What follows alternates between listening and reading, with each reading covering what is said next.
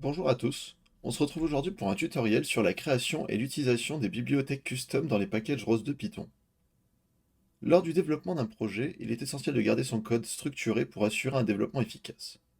L'utilisation de bibliothèques, ou librairies custom, est indispensable pour cela car il permet de regrouper les codes sources en fonction de leurs usages, et donc de séparer des fonctionnalités distinctes. La création de bibliothèques custom est donc essentielle pour rendre votre code plus structuré, modulaire et réutilisable.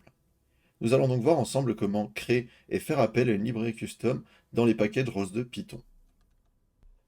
Pour pouvoir effectuer les manipulations et tester le code exemple du tutoriel, vous devez avoir une installation ROS2 fonctionnelle. Si vous utilisez un ROSJect, vous pouvez directement ouvrir un terminal et entrer donc les commandes suivantes. Ces commandes elles vont vous permettre donc de lancer la simulation du Turtlebot 3. La première, elle va indiquer le modèle, donc on va utiliser le WafflePy, et la seconde va lancer le Turtlebot 3 donc en utilisant le package Turtlebot 3 Gazebo, et va la lancer donc dans le monde par défaut du Turtlebot 3.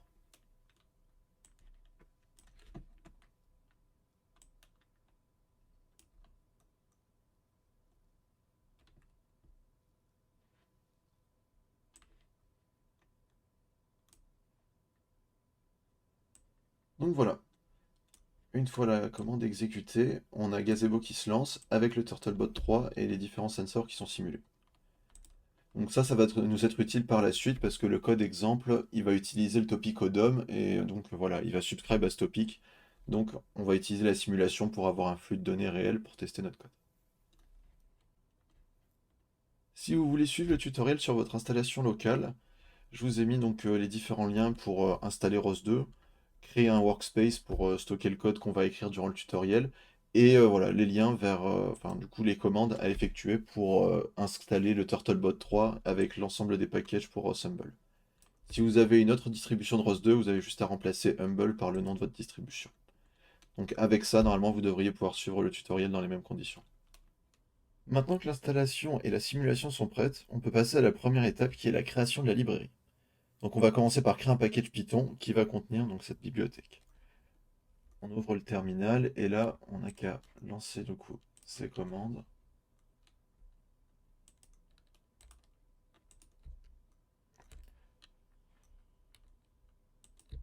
Donc ces commandes donc elles vont juste créer un package donc avec le build type Ammon Python donc pour créer un package Python et on va l'appeler donc ce package custom librairie.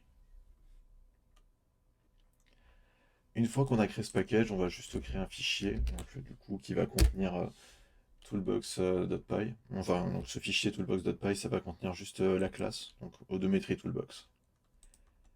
L'objectif de cette classe, donc ça va juste être de prendre deux ODOM en entrée et de soustraire, de soustraire sur les coordonnées x, y de la position les valeurs et les renseigner dans un point et de retourner ce point. Donc en fait, l'idée, ça va vraiment être de prendre la coordonnée de l'ODOM 1 en position, de l'ODOM 2 et d'appliquer un offset en fait. Donc, voilà, on copie le source code dans le fichier puis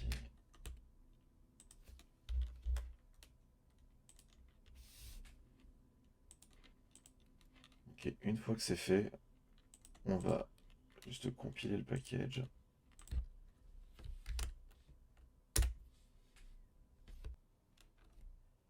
Une fois qu'on a compilé le package contenant la librairie, on va passer à la seconde étape qui est de créer un second package qui va utiliser le code de la bibliothèque. On crée un package Python que l'on va nommer myPackage. Donc encore une fois, on ouvre le terminal.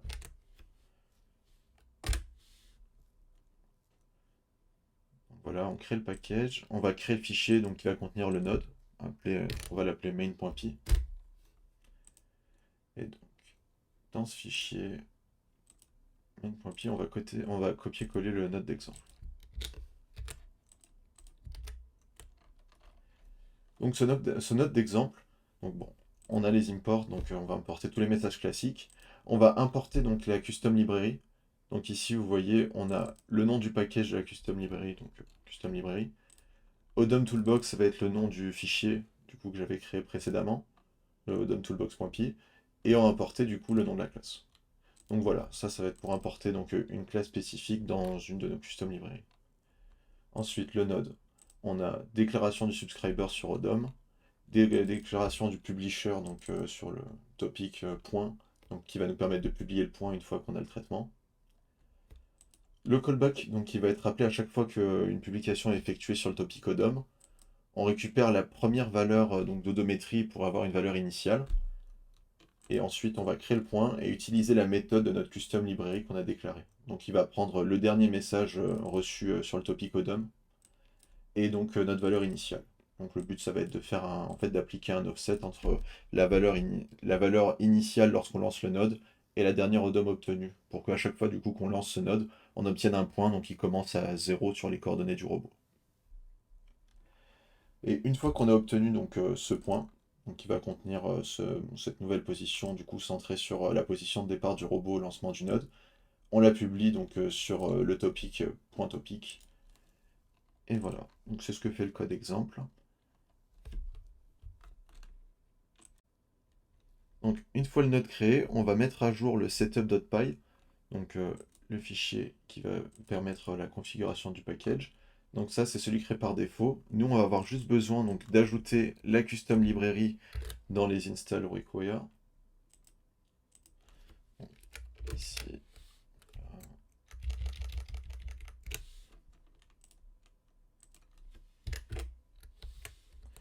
Et on va ajouter aussi donc le node, du coup l'instruction qui va nous permettre d'exécuter le node avec la commande ROS de run, donc dans les console scripts. Et donc une fois qu'on a mis à jour les setup.py, on peut simplement donc build le package, donc revenir à la racine du workspace et lancer un call can build. Voilà, on source. Maintenant que les deux packages sont compilés, on peut tester le code. ROS de run my package avec le nom de l'exécutable.